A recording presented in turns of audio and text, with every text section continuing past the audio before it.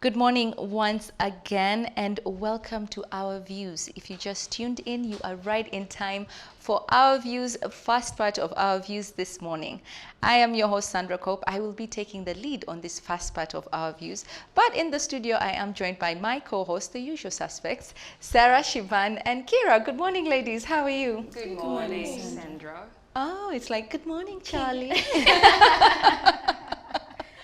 Morning, Sandy. Well, it's good to see you, ladies. And if it is your very first time to watch Our Views, what we basically do here is we get to discuss different issues and our different perspectives towards these issues.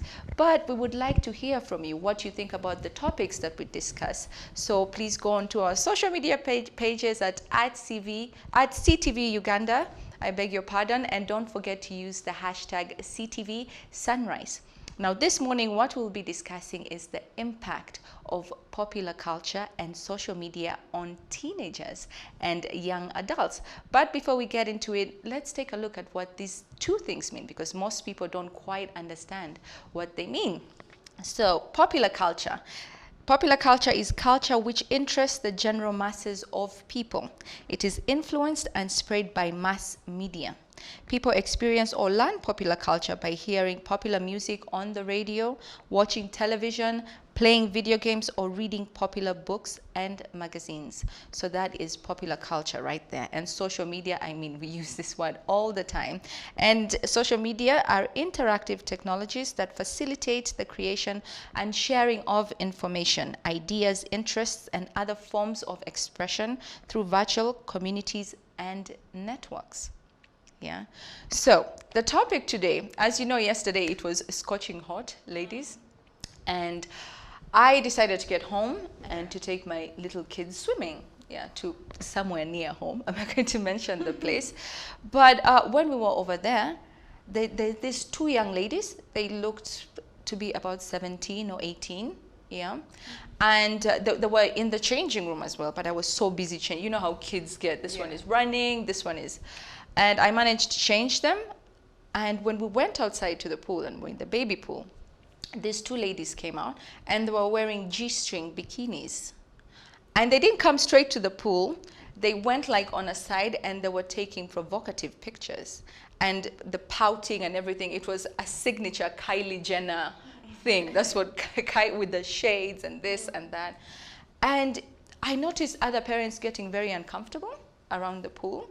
Yeah, and later on they came into the pool, but they were like on the edge and they're like halfway out. You know, it was very uncalled for and it looked indecent. So I'm wondering, do you think social media is a catalyst to moral decadence in our teenagers these days and young adults? Definitely. Do you think so? Yes. Yeah. How so? For starters, there's this TikTok video me and my siblings and my parents were laughing sometime about. So, in an African home, you will not shout at your mother and get away with it. However, social media has portrayed it that somehow it is okay and maybe your mom will reason with you on the same table as though you're both the same ages. So it's quite absurd that the teenagers or the youth or even us adults, I mean, we pick one or two things from pop culture, from what's trending on social media, and it has affected us. But hey, guess what? Not what works for those people will work for you. I've experienced it so many times. I mean, there are times when I've seen fashions and I want to wear them, and when I do them, oh my God. Like when I do their hairstyles and I'm like, it's not for me. So not everything that is on social media is meant for everyone. But yet again, social media has made it seem like it is okay to do certain things and made it normal. Yet in African culture, or when you go back to ATS, which is African Tradition Society, it's not okay to do certain things. I mean, social media will tell you it is okay to wear a certain kind of way. However, if you wore like that while passing on the streets of Uganda, you will not survive border men. But in other countries, it is okay. So I think we need to learn what our country can accommodate, what our society can accommodate, and fit into that, so that you're not given looks like what you said parents were looking at this particular lady in a funny way. Why? Because we are not used to seeing certain trends here yet. However, they're on social media. So you're saying it's just about culture competence to know what fits in where. Yeah. And at what occasion? What are you going to wear? At what occasion? What people are you going to meet? You don't want to wear certain things that you know you're going for a kid's birthday party. Yes, you want to look pop, but again, you might be exposing children to early pornography in one way or the other. True, Yeah. true. So And you young might not ladies, see it. no G-string bikinis. Please wear those ones when you're in Miami. When in Rome, do as When the you're with Romans your do. But not here. What do you think, Sarah, about this? This is social media the root of all evil these days? Absolutely. Because see, this is the thing. Social media has turned the world into a global village. Yeah. Nobody is too far away from us anymore. Celebrities in Europe, in the United States, even in Africa, in different countries, are now literally just next door. Or, you know, with a click of a finger, you are in their homes, you're in their parties, you are at their weddings. You understand? So yes, social media is definitely a catalyst to the spreading of pop culture and trends. A lot of people may have had the word trending. What is trending? That is pop culture. Yes, So yeah. anything that is trending is definitely pop culture. So like Shivan hinted, different communities, different countries, societies have their own cultures. And now that with social media, we're able to access and see what other people are doing and incorporate and, you know, try and, you know, borrow a leaf here or two. We always hear the word cultural appropriation. When white people borrow cultures from or inherit or incorporate cultures from brown communities or black communities into their daily life, you know, from hairstyles, cornrows. We see the Kardashians wearing cornrows all the time. We see them, you know, dressing like, trying to dress like that or trying to copy our dance moves. So yes, definitely. But yes, trying to copy our dance moves. It's true. So and it has also just made peer pressure even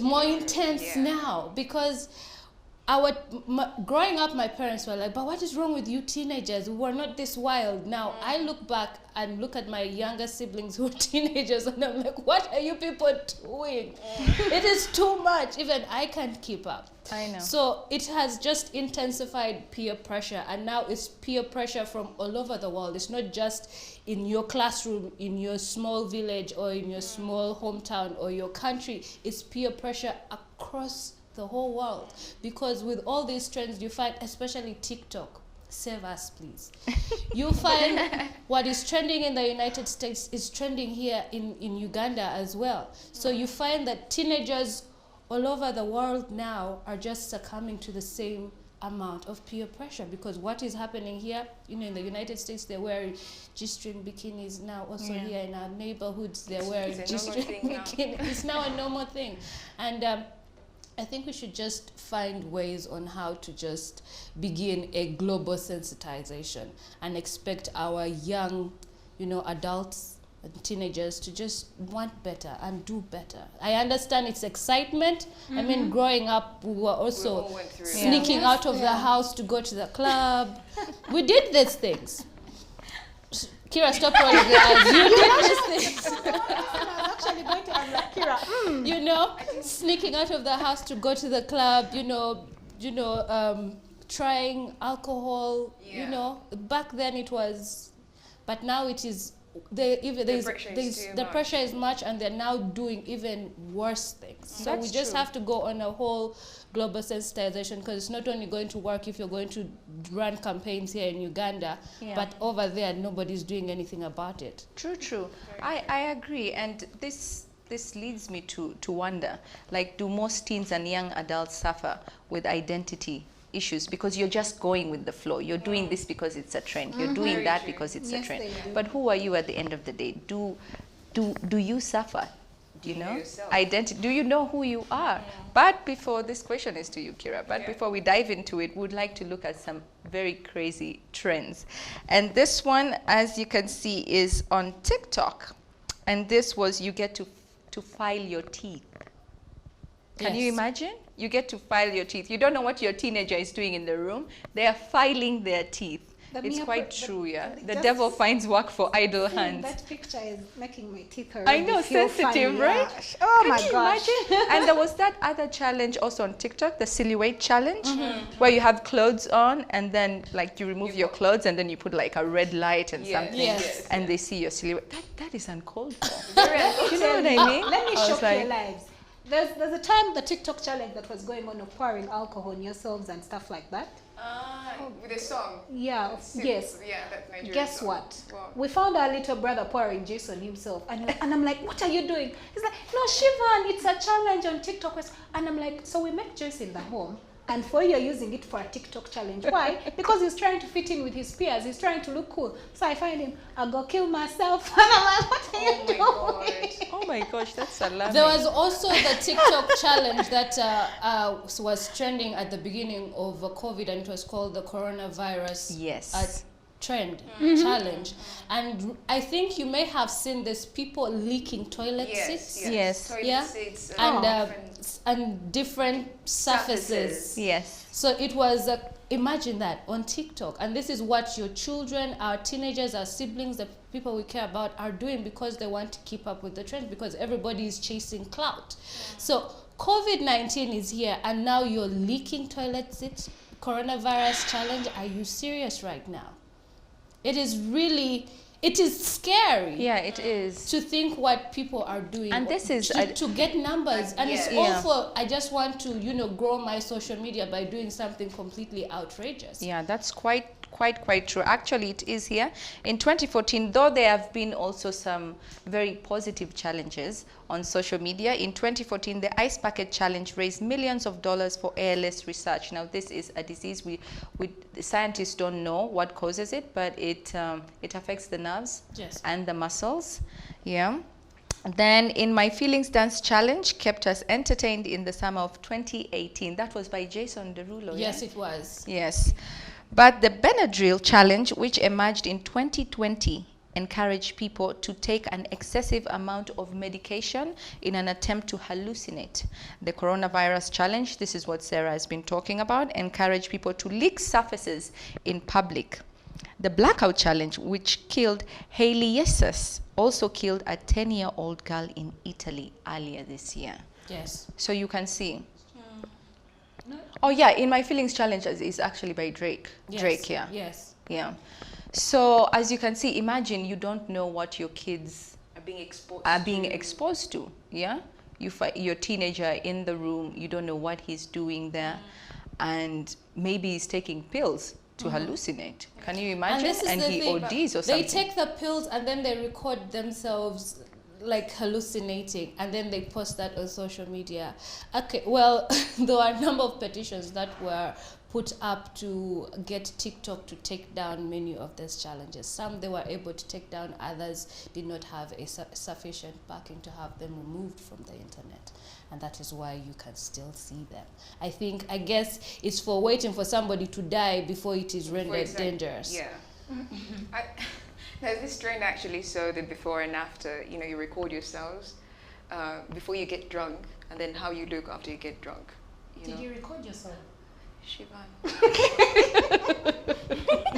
You're just reporting the news. I'm just reporting. I'm a reporter. I'm just saying. But I think that one can have a positive aspect towards it. Because What imagine the if you after see when you're effects? drunk, you'll be Yes. like, you know what, I I'm never never want going to to do do that this ever again. I again. don't want to look like this. If you looked on the bright side of it. Sandra, you mentioned something of identity crisis, and Yes. I feel the need to hint on it. You see, that's the thing with youth and teenagers of nowadays. You get lost in someone's identity that you forget even where you're coming from.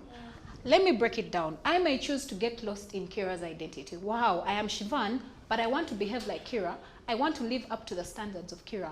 I want to go to the restaurants Kira goes to. I want to date the kind of men that Kira dates. And you forget that, hey, guess what? You're not Kira. You're actually Shivan. Why? You have lost yourself in someone else trying to live up to their standards. And that is something many youth of nowadays have forgotten. The people that actually inspire them are people on social media. I mean, gone are the days when they would ask you, who inspires you? And you're like, I want to become a doctor. No. Children of nowadays are not inspired by those things. They're inspired by celebrities on TikTok. They're inspired. I mean, it's not a bad thing. But who is teaching your child to live a certain kind of life. It's very scary. I feel for parents in Uganda especially, because our children have been exposed to this mass social media that is actually parenting them instead of what their parents doing the parenting job. And that is why we have so many teenagers right now that are on drugs, that are going through depression, that have anxiety and all these traumas. Why? Because they are choosing to live a life that is not theirs. To the extent that you will even, borrow to the last penny to look a certain way, yet you know you cannot afford it. So my question would be, why would you go the extra mile to please society and yet you are not okay? This is the thing about children, is that all of us when we're growing up, we are very impressionable when we're young and naive and don't know any better. Just like we had our own era of peer pressure, sneaking out to the clubs, trying to, taste alcohol or smoke a cigarette or have a boyfriend. What were we doing? Anyway, we're still in the process of finding ourselves, because if I asked you what your aspirations were even just 5 years ago, they may not be the same today. And imagine asking yourself, what were my aspirations when I was a teenager? You find that your dreams, your hopes, your goals keep on changing as you grow up. So for the young youth and teenagers, I understand. They're experimenting. I'm curious. They are curious. I think that's the word we should use. They're curious. They're trying to, find out what it's about. What is the fuss about this drug? Or what is the fuss about this trend? Let me try it. But all we can do as parents, because I'm a parent, all we can do as parents is teach, be involved in your child's life.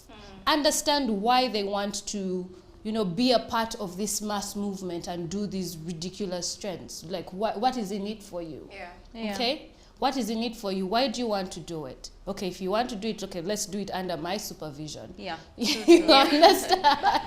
Like, get involved so that they test it. Because when you tell kids, don't play with fire, they're going to go play with the fire. That's exactly what they'll do. When I tell my little kids, one is 3, one is 2, don't touch the candle, they wanted to touch it. Until I let them touch it, they don't touch. When it says hot. But you see, and I understand, I guess it's a journey of self-discovery, because I also have a teenager. My son is 19.